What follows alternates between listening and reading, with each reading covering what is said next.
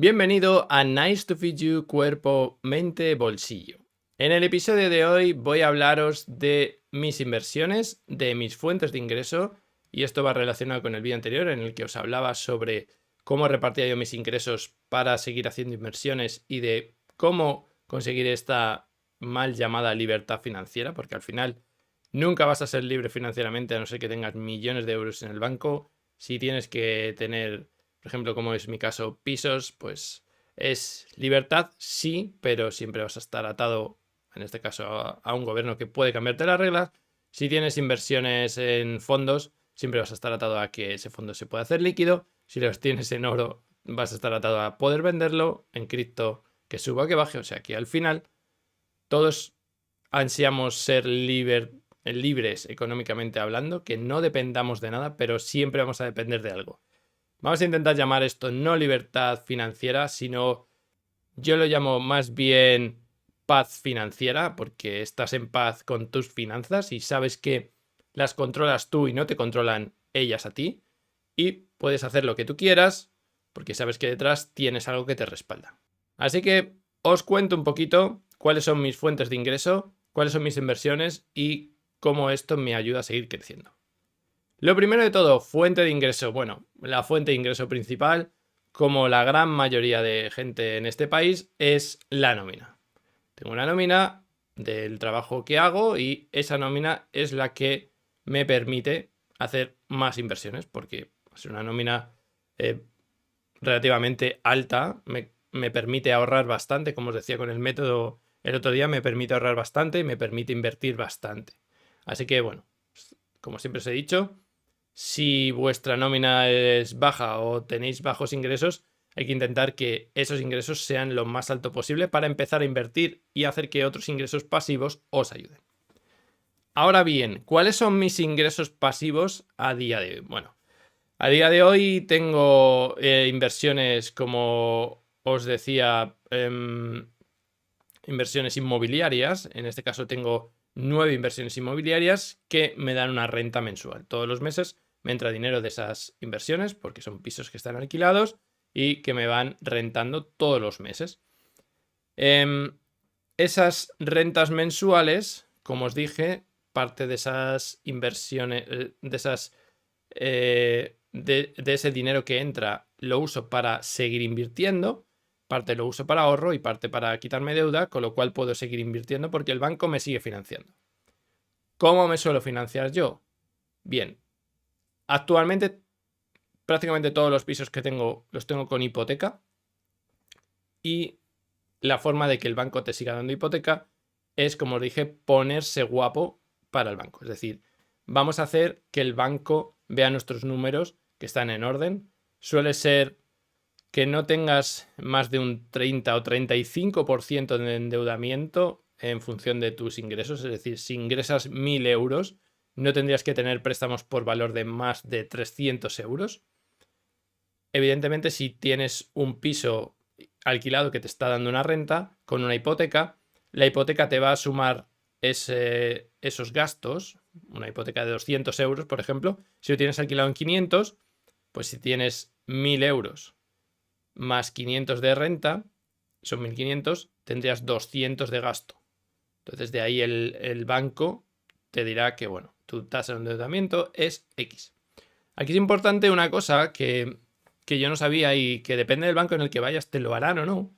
Y es que cuando tú vas a invertir y le dices, cuando tú vas a pedir una hipoteca para una inversión y le dices, oye, yo ya tengo algunos pisos que están alquilados, estos son los ingresos que tienen los pisos, esta es la hipoteca que pago. Imaginaros que tenemos eso, una hipoteca de 200 euros con ingresos de 500. El banco muchas veces no te va a contabilizar 500 euros de ingreso, te va a contabilizar la mitad. Depende del banco, hay bancos que te contabilizan la mitad. ¿Por qué? Porque ellos dicen, bueno, tú tienes 500 euros de ingreso, pero sabemos todos que estos 500 euros no son de verdad, porque tienes que pagar comunidad, porque tienes que pagar el IBI, tienes que pagar las basuras, tienes que pagar muchas cosas, seguro de la casa, etc.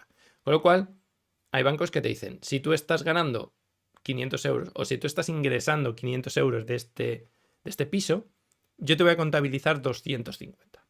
Aún así, 250 sobre tu hipoteca de 200 significa un más 50, con lo cual tu tasa de endeudamiento no ha subido, sino que ha bajado en 50 euros, ¿vale? Porque estás ganándole, estás teniendo un superávit. Para eso es una inversión, si no, no tendría sentido. Entonces ya os digo, por un lado tengo nómina, por otro lado los ingresos de estas 9 viviendas que son mías, y por otro lado tengo una empresa que gestiono yo, en la que hacemos coinversiones entre varias personas y también hacemos coinversiones en lo que es inmobiliario, en la que tenemos otras dos propiedades más. Es decir, esta empresa mía lo que hace es que encuentra un activo, ese activo es interesante, se lo ofrezco a otras personas, normalmente otras 2 o 3 personas, porque son proyectos en los que no hace falta mucho capital y en los que tampoco me interesa que entre mucha gente, por luego todo el trasiego que hay detrás de gestión. Y lo que hacemos es, nos juntamos 3, 4 personas para comprar ese inmueble y alquilarlo o venderlo más adelante. Y esta empresa mía lo que hace es gestionar todo el alquiler, la reforma, si hay que hacerla, etcétera, etcétera. Con lo cual, de aquí, igual, todos los años se reparten dividendos. Esos dividendos, pues, son parte de mis ingresos también que tengo. Esta vez, en vez de ser mensuales, estos son anuales. Con lo cual, una vez al año me llegan esos ingresos, esos dividendos que reparto exactamente igual que lo hacía con lo demás. ¿Qué más fuentes de ingreso tengo yo? Bueno, yo tengo un canal de YouTube secundario en el que hablo de tecnología, de cloud en este caso, y de ahí, bueno, pues todos los meses tengo un poquito, no es mucho, pero sí que algo tengo ahí todos los meses que me van dando, pues igual, todos los meses ese dinero entra en el mismo ciclo de ingresos, con lo cual se reparte todo exactamente igual. Por último, ¿qué más ingresos estoy generando? Genero ingresos por royalties de libros. Yo vendo libros en Amazon, con Amazon KDP, y estos libros me generan todos los meses unos ingresos. Últimamente sí que es verdad que los ingresos han bajado bastante en estos libros, pero también es debido a que no les estoy dando publicidad, no estoy haciendo nada con ellos, simplemente los tengo ahí y yo no tengo que hacer nada. Amazon se preocupa de imprimirlos, de enviarlos, si hay devoluciones de devolverlos, etc. O sea, que sí que es verdad que esa parte es totalmente automatizada. Yo no he hecho nada. Los creé hace 2 años en pandemia, en plena Filomena, 2 años y medio más o menos. Ahí se han quedado y no he hecho nada más con ellos y bueno, pues todos los meses me van dando algo, que no es que sea mucho, pero oye, algo van dando. Más fuentes de ingresos que tengo, pues todo lo que son cuentas remuneradas, igual, 2%, algo menos, me van dando algo, no es mucho, pero todo va sumando. Otras cosas que tengo, pues tengo algunas plataformas de coinversión en las que todos los meses me dan dividendos, pues esos dividendos igual entran en el flujo de ingresos, con lo cual siguen todo el flujo de lo que os comentaba en el vídeo anterior. Aparte de esto, ¿tengo algo más? Pues no, de momento. Y digo de momento porque estoy trabajando en otros proyectos en los que espero generar también ingresos dentro de poco tiempo.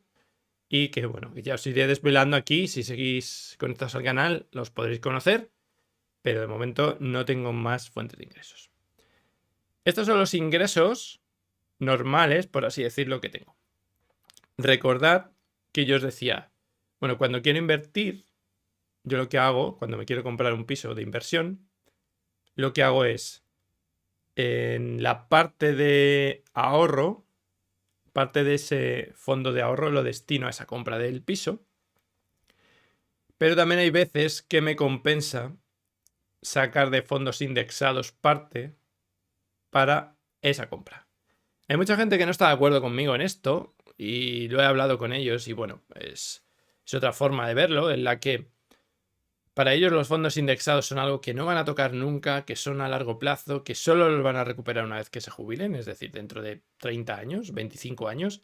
Pero para mí el fondo indexado lo que está haciendo, por un lado, es darme rendimientos mes a mes, porque se supone que va a ir subiendo, o puede que no, puede que se caiga, pero sobre todo lo que está haciendo cuando tú metes ese dinero en un fondo indexado es no gastarte ese dinero. Es decir, el dinero que está ahí metido es un dinero que no puedes gastar porque no es un dinero líquido. Puede ser un par de días o 3 días hacerse líquido, pero es un dinero que no puedes gastar en el momento, con lo cual ese dinero está ahí parado y no lo vas a poder coger para comprarte el último iPhone que ha salido. Entonces, cuando tú quieres invertir, tienes la opción de coger lo que tienes en la parte de ahorros, pero si no llegas, puedes retirar parte de esos fondos indexados. Yo os digo que yo los fondos indexados no los uso para que sean algo a largo plazo y no tocar y conseguir una rentabilidad X.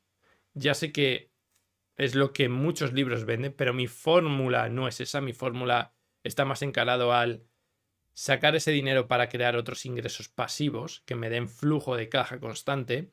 Por lo cual esos fondos indexados, pues sí que tengo ahí parte, pero hay parte que la voy sacando cuando la necesito. Por ejemplo, si me compro un piso y no tengo suficiente dinero, o necesito más dinero para amueblarlo, o necesito dinero para hacer una reforma, parte de lo que tengo ahí lo saco, lo uso y con eso compro ese piso y luego lo alquilo, etc. ¿Cuál es otra forma de inversión, por así llamarlo, que no es una inversión, ahora veréis por qué, que utilizo también? Bueno, cuando quiero comprar un piso y no tengo suficiente con el ahorro y no quiero tocar los fondos o los fondos no son suficientes, lo que puedes hacer es capitalizar las rentas que tienes en los pisos. Es decir, si tienes ahora 1, 2 o 3 pisos, puedes hablar con distintas empresas que te adelantan las rentas de esos pisos y lo que consigues es capitalizarte muy rápido para comprar otro piso y meter flujo. Esto tiene un pro y tiene una contra. El pro es que te capitalizas súper rápido y puedes escalar más rápido, como he hecho yo. Ya os comentaba en el vídeo anterior que en cuestión de 2 años y medio, menos de 3 años, tengo ya 9 pisos. La contra es que vas a perder, normalmente es un año, de cobrar un piso, ¿vale? Pero hay empresas que lo que te dejan hacer es que te capitalices y que le devuelvas ese dinero mes a mes con la renta, ellos se ocupan de la renta, o te dejan también que devuelvas ese dinero por adelantado. Es decir, imaginaros que conseguís un piso gracias a quitaros el dinero de otro, es decir, adelantar el de otro, alquiláis el piso segundo por 500 euros, el piso primero está alquilado por 500, todos los meses lo que van a ir haciendo es, te van a ir quitando 500 euros de lo que cobran, bueno, siempre se quedan con un porcentaje, evidentemente, pero lo que van a hacer es, te van a ir quitando esos 500 euros de la deuda que tienes con ellos, pero te pueden dejar que tú metas un extra. Puedes aprovechar los otros 500 euros que cobras de otro piso para reducir la deuda que tienes en el piso número 1, es decir, la que ya estabas capitalizando, o solo parte, o dejarlo como está. Eso ya como quieras. Normalmente, siempre es mejor intentar reducir esa deuda, porque esa deuda genera intereses. Es como una línea de crédito que tienes con ellos que lo que te va haciendo es generar intereses. Entonces, si es un 2% mensual, pues cuanto antes te la quites, antes dejas de perder ese 2% mensual. ¿Vale? Entonces, esta es otra forma muy interesante de comprar pisos, de cómo hacerlo con las capitalizaciones de lo que ya tienes. Ya os digo que cuando vayáis a pedir una hipoteca, lo que le interesa al banco es sobre todo los ingresos que tenéis y la deuda que tenéis. Pero si tenéis fondos, también podéis hacer que esos fondos respondan por vosotros contra esa deuda del banco. Es decir, le podéis poner como beneficiario al banco de los fondos. Esto hay que hacerlo.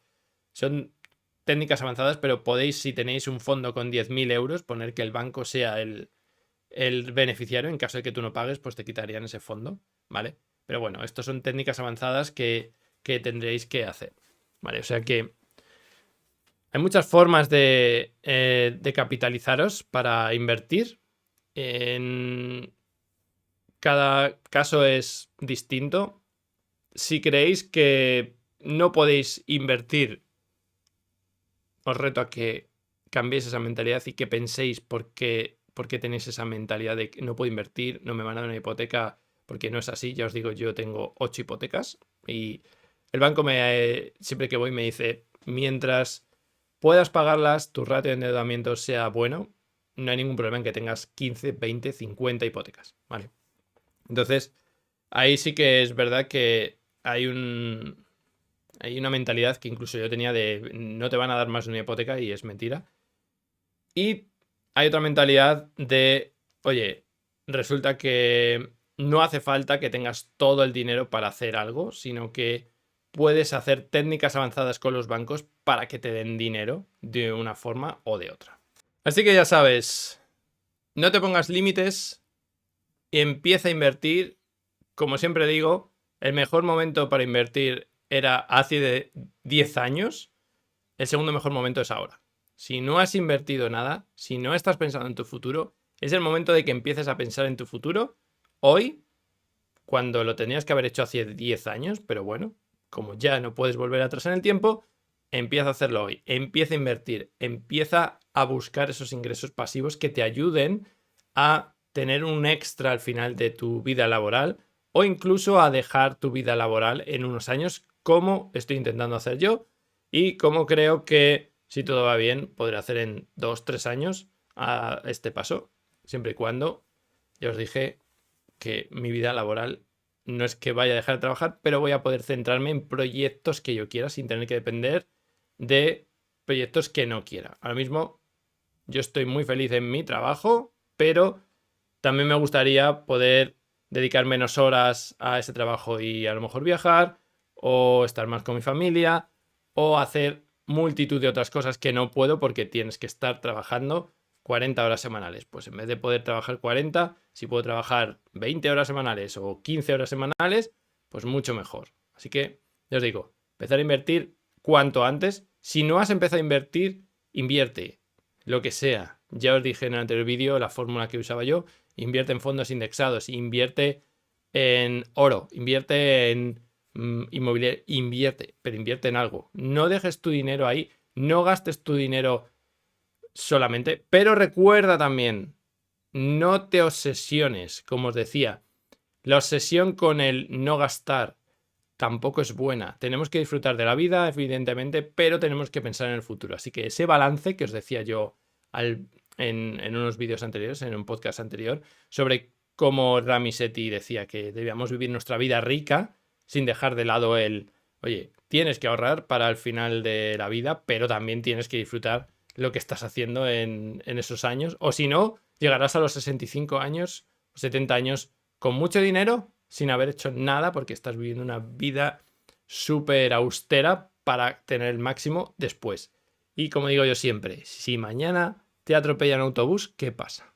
Así que nada más, hasta aquí el episodio de hoy. Espero que os haya gustado. Si tenéis cualquier comentario, me lo podéis dejar, cualquier pregunta. Y como siempre, nos vemos, nos escuchamos en el próximo episodio. Adiós.